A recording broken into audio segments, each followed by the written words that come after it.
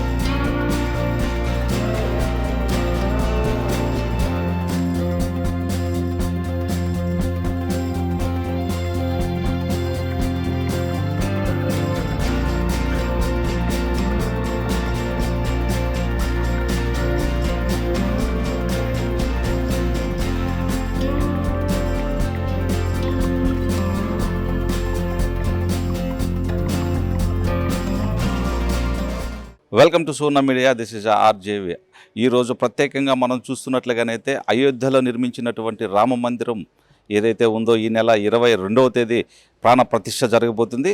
అందులో భాగంగా గత 500 సంవత్సరాల నుంచి భారతీయుల యొక్క ఇది కోరికగా మిగిలిపోయింది. అదేవిధంగా హిందువులంతా కూడా ఏకమయ్యే ఈరోజు ఆ ప్రాణ ప్రతిష్టని పాల్గొనడానికి ప్రయత్నాలు చేస్తున్నారు. అదేవిధంగా అక్కడ జరుగుతున్నటువంటి ప్రాణ ప్రతిష్టకు సంబంధించినటువంటి అక్షింతలు కూడా ప్రతి ఇంటికి చేరాలనేటువంటి ఒక ఉద్దేశంలో పంపిణీ అయితే జరుగుతుంది. అదే కార్యక్రమంలో ఆ రోజుల్లో మనం చూసుకున్నట్లయితే కరసేవ నిర్వహించి కరసేవలో పాల్గొన్నటువంటి అనేక మంది ఎంతోమంది ఉన్నారు. అందులో భాగంగా ఈరోజు ఇక్కడ నెల్లూరులో త్యాగరాయి గుడి దగ్గర నిర్వహిస్తున్నటువంటి ఆ కరసేవకులో పాల్గొన్నటువంటి వ్యక్తి చంద్రన్న గారు మనకి ఎంతో ఆప్తులు, మిత్రులు అనమాట. ఆయనకి ఈరోజు సన్మానం చేయడం కూడా జరిగింది. ఒకసారి ఆయన మాటల్లో మనం తెలుసుకుందాం ఏ విధంగా ఆ రోజుల్లో ఫీల్ అయ్యారు. సార్ నమస్తే. జై శ్రీరామ్. ఎలా ఫీల్ అవుతున్నారు? అంటే ఆ రోజుల్లో కరసాములో మీరు పాల్గొని ఈరోజు 22వ తేదీ అంటే ఈ నెల 22వ తేదీకి మనం ప్రాణ ప్రతిష్ఠ అక్కడ జరగబోతుంది. అయితే ప్రతి ఒక్క హిందువుల కోరిక అనమాట. ఇది చరిత్రలో ఒక ఇతిహాసాన్ని ఇప్పుడు మనం రాయబోతున్నాం. సో ఎలా ఫీల్ అవుతున్నారు ఆ రోజు మీరు పాల్గొనడం అదంతా కూడా? మరోసారి రామరాజ్యం భారతదేశంలో ఆవిష్కృతమవుతుంది. ఆ రోజులో 92 డిసెంబర్ 6వ తేదీ ఏదైతే ఉన్నదో కళంకాన్ని తొలగించి ఈరోజు శ్రీరామ మందిరాన్ని, భవ్యరామ మందిరం, రమ్యరామ మందిరం అని ఈరోజు నిర్మాణం చేసుకొని ఈ జనవరి 22వ తేదీ ప్రాణప్రతిష్ఠకు నోచుకోనుంది. చిరకాలం నాటి 500 సంవత్సరాల నాటి హిందువుల కళ నెరవేరుతున్న వేళ ఈరోజు అయోధ్య నుంచి వచ్చినటువంటి అక్షంతలని ఈరోజు ఇంటింటిన అవి ప్రసాదంగా పంపిణీ చేయడం జరుగుతుంది. అప్పట్లో రామశిల అని ప్రతి ఊరు ఇంట పూజించి ఈరోజు రామ మందిరానికి అప్పట్లో ఏర్పాటు చేశారు. అదేవిధంగా దేశం మొత్తం మీదే కాకుండా ప్రపంచం మొత్తం మీద కూడా ఎదురు చూస్తున్న వేళ అయోధ్యలో మళ్ళీ రామ మందిర నిర్మాణానికి ఈరోజు పూనుకోవడం అనేది ప్రతి ఒక్కరు హిందువుల కళ. దీనికి ఉడతా భక్తిగా ఆ రోజు రామవారధిలో ఉడతలు ఏ విధంగా అయితే సహాయం చేశాయో ఆ భాగ్యాన్ని ఆ శ్రీరామచంద్రమూర్తి ఒక కరసేవకుడిగా నాకు ఈ జీవితానికి ప్రసాదించి ఈ జీవితాన్ని ధన్యం చేసుకున్నందుకు నిజంగా శ్రీరామచంద్ర ప్రభువులకు నేను రుణపడి ఉంటాను. ధన్యవాదాలు కూడా నేను చెప్తూ కృతజ్ఞతలు తెలియజేస్తున్నాను. Thank you. అదేవిధంగా మీరు ఆ రోజుల్లో కరసేవలో మీరు పాల్గొన్నప్పుడు జరిగినటువంటి మీ యొక్క అనుభూతి కానీ లేకుంటే ఆ రోజుల్లో ఏదన్నా మాతో ఒకసారి షేర్ చేసుకోవాలి. అప్పుడు ఒక ప్యాంటు ఒక సొక్కతో వెళ్ళాము. ఇంట్లో వాళ్ళు పోనివ్వలేదు. పోతే ఏమవుతుందనేది ఒక తల్లిదండ్రులుగా వాళ్ళ భయాలు ఉంటాయి. అయితే చలి ఏమిటో మాకు తెలియదు, ఆ భయం ఏమిటో మాకు తెలియదు. ఇంట్లో మాకు ఒక బంధం ఉందనేది కూడా మేము మర్చిపోయినాం. అమ్మా నాన్న అనేవాళ్ళు ఎవరూ లేరు. అన్నిటికీ ఆ సీతారామచంద్రులే తల్లిదండ్రులుగా భావించాం. కటిక చలి, 11 గంటలకు సూర్యోదయం అవుతుంది. అసలు ఏం జరుగుతుందో అని కూడా తెలియనటువంటి టైంలో కూడా నిరంతరం రాత్రి పగలు ఆ రామనామ జపమే మమ్మల్ని కొత్త శక్తినిచ్చింది. 11 రోజుల పాటు అయోధ్యలో ఎలా గడిపాము అనేది కూడా ఇప్పుడైతే ఒక కలగా అవసరం. ఇప్పుడైతే మేము చేయలేము ఆ పని. అప్పట్లో ఆ రామశక్తి మమ్మల్ని నడిపించింది కాబట్టి నిజంగా కూడా ఒక భాగ్యవంతులం, ఒక జన్మ ధన్యమైందని మీకు మేము చెప్తున్నాం. సో అయితే ఈరోజు ఇంటింటికి అక్షంతలు పంపిణీ చేసేటువంటి కార్యక్రమం అయితే ఇక్కడ నుంచి స్టార్ట్ చేయబోతున్నారు, నెల్లూరులోని త్యాగరాయ స్వామి ఆలయం దగ్గర నుంచి. అయితే కొంతమంది ఇక్కడ స్థానికులు ఉన్నారు, వాళ్ళతో కూడా మనం ఒకసారి తెలుసుకుందాం. మా నమస్తే, ఎలా ఫీల్ అవుతున్నారు? చాలా ఆనందంగా ఫీల్ అవుతున్నాము. ఈ యొక్క కార్యక్రమంలో పాల్గొనడం పూర్వజన్మ స్మృతంగా కూడా భావిస్తున్నాము. నెక్స్ట్ వచ్చి రాముడు గురించి ఎందుకు తెలుసుకోవాలంటే, రాముడు ఉత్తమమైన లక్షణాలున్న వ్యక్తి. ఆయన్ని ఆదర్శ పురుషుడు అని కూడా అంటాడు. ఆయన యొక్క లక్షణాలని ఆయన ఒక మంచి కొడుకు, ఒక మంచి భర్త, ఒక మంచి లక్షణాలున్న ఆదర్శవంతమైన వ్యక్తి, మహోన్నతమైన వ్యక్తి. కాబట్టి రాముడి గురించి మనము ఆజానుబాహుడు అని కూడా అంటారు.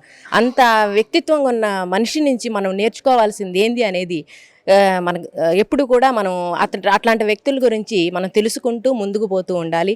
మహాభారత, రామాయణాలు ఈ రెండు కూడా పిల్లలకి పాఠాలుగా పెట్టడం వలన వ్యక్తిత్వం అనేది పిల్లల్లో అలవడుతుంది. చిన్న చిన్న విషయాలకే ఈరోజు పిల్లలు ఎంతో నిరుత్సాహపడి చిన్న చిన్న వాటికే ఎన్నో వాటికి ఆత్మహత్యలు ఇలాంటివన్నీ చేసుకుంటూ ఉన్నారు.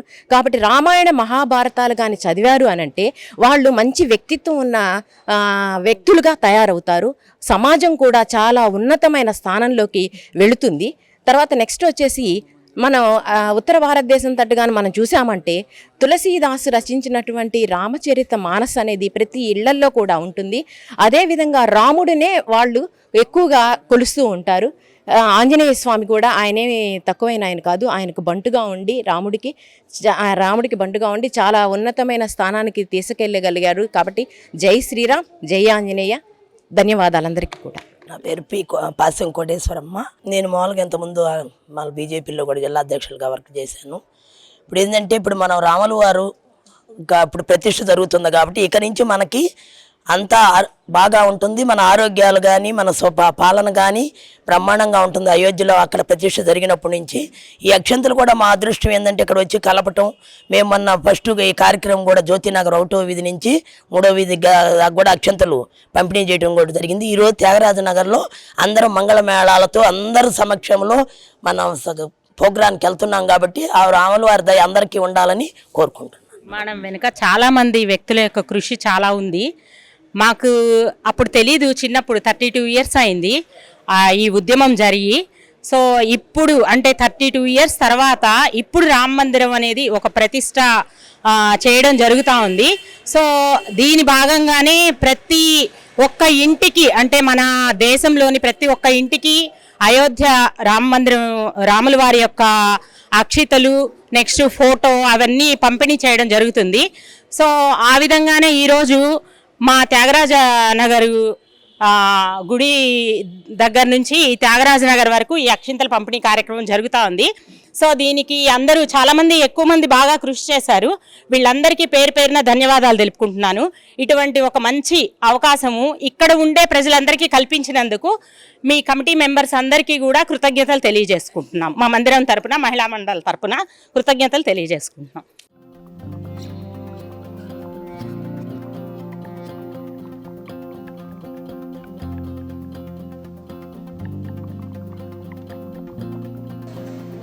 जय श्री राम, जय श्री राम, जय श्री राम, जय श्री राम, जय श्री राम, जय श्री राम, जय श्री राम, जय श्री राम।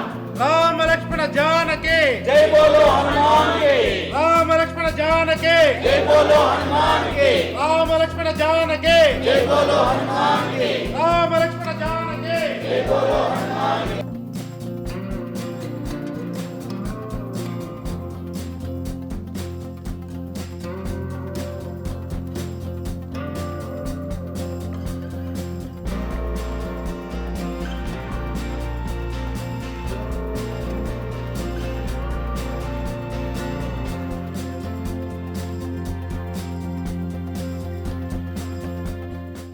ఈరోజు అయోధ్య రామ మందిరానికి సంబంధించి నిర్మాణాలు జరుగుతూ ఉన్నాయి. జనవరి 22వ తేదీన ప్రాణ ప్రతిష్ఠ జరుగుతూ ఉంది. అందులో భాగంగా శ్రీరామ తీర్థక్షేత్ర ట్రస్ట్ ద్వారా వచ్చినటువంటి అక్షంతలన్నింటిని కూడా ఈరోజు నెల్లూరు రోడ్లో ఉన్నటువంటి 26వ డివిజన్లో ఈరోజు ఇంటింటికి అక్షంతల్ని వితరణ చేయడం జరుగుతూ ఉంది. 500 సంవత్సరాల క్రితం జరిగినటువంటి ఏదైతే ఈ యొక్క రాముని యొక్క భవ్య మందిర ఏదైతే దాడి ఉందో ఆ రోజు నుంచి ఎన్నో ఉద్యమాలు జరిగి ఎంతోమంది బలిదానం జరిగినటువంటి విషయం అది. కానీ ఈరోజు ఎలాంటి విభేదాలు లేకుండా, ఎవరితో చిన్న గొడవలు లేకుండా సుప్రీంకోర్టు ద్వారా ఈరోజు అయోధ్యలో రామ మందిరాన్ని నిర్మించుకోవడానికి ఏదైతే తీర్పు ఏదైతే ఉందో అదంతా కూడా హిందూ బంధువులందరూ కూడా సంతోషంగా ఉంది. అదేవిధంగా జనవరి 22వ తేదీన ప్రాణ ప్రతిష్ఠ సందర్భంగా మరి ప్రపంచవ్యాప్తంగా ఉన్నటువంటి హిందూ బంధువులందరూ కూడా ఆ రోజు దీపాలు వెలిగించుకున్నటువంటి కార్యక్రమాన్ని ఈరోజు శ్రీరామ మందిర తీర్థక్షేత్ర ట్రస్ట్ ద్వారా ఈరోజు ఆ కార్యక్రమాన్ని జరపాలని చెప్పేసి నిర్ణయం జరిగింది. అదేవిధంగా ఈ యొక్క అక్షంతలను కూడా రామ మందిరాన్ని నుంచి దేవాలయం నుంచి కూడా వచ్చిన అక్షంతలన్నింటిని కూడా ఇంటింటికి కూడా మొత్తం వితరణ జరుగుతూ ఉంది.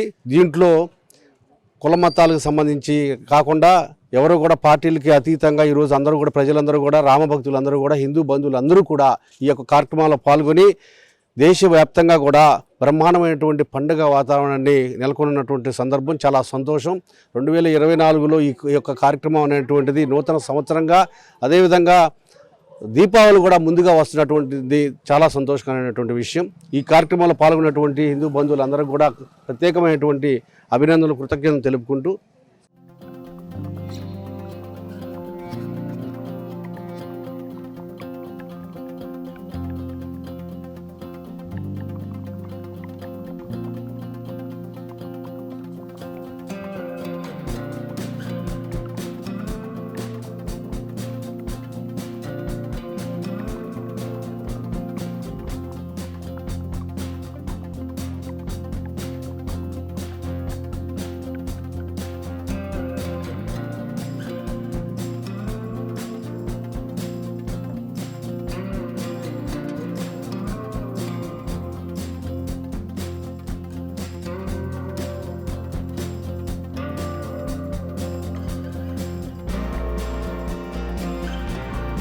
సో ఈరోజు ఇక్కడ నిర్వహిస్తున్నటువంటి అయోధ్య నుంచి వచ్చినటువంటి అక్షంతలు ఏదైతే ఉన్నాయో ఇంటింటి పంపిణీ చేసేటువంటి కార్యక్రమాన్ని ఈరోజు ఇక్కడ నిర్వహిస్తున్నారు. అదేవిధంగా మనం చూసుకున్నట్లయితే దాదాపు 30 సంవత్సరాలు ఏదైతే 30 సంవత్సరాలు వెనక ఉన్నటువంటి ఈ చరిత్ర, అంటే దాదాపు కరసాము చేసినట్టు అప్పట్లో కరసాము చేసి ఇప్పటికీ 30 సంవత్సరాలు అవుతుంది. అయోధ్య రామ మందిరం కోసం అక్కడికి ఎవరైతే కర సేవ చేసుకుంటూ వెళ్ళారో దాదాపు 9-10 రోజుల దాకా అక్కడే నీళ్లు లేకుండా అన్నం లేకుండా ఉండి, అయితే ఏదైతే రామ మందిరం నిర్మించుకోవాలన్నటువంటి తపనతో ఆ రోజు కృషి చేశారో వాళ్ళంతా కూడా ఎక్కడే ఉన్నారు. అంటే ఆ రోజుల్లో ఆయన కృషి చేసినటువంటి కృషికి ఈరోజు ఫలితంగా భావిస్తూ ఇక్కడ ఉన్నటువంటి గ్రామస్తులు, అంటే చుట్టుపక్కల ఉన్నటువంటి అందరూ కూడా ఆయనకి సన్మానం చేసి ఇక్కడ చూడడం జరిగింది.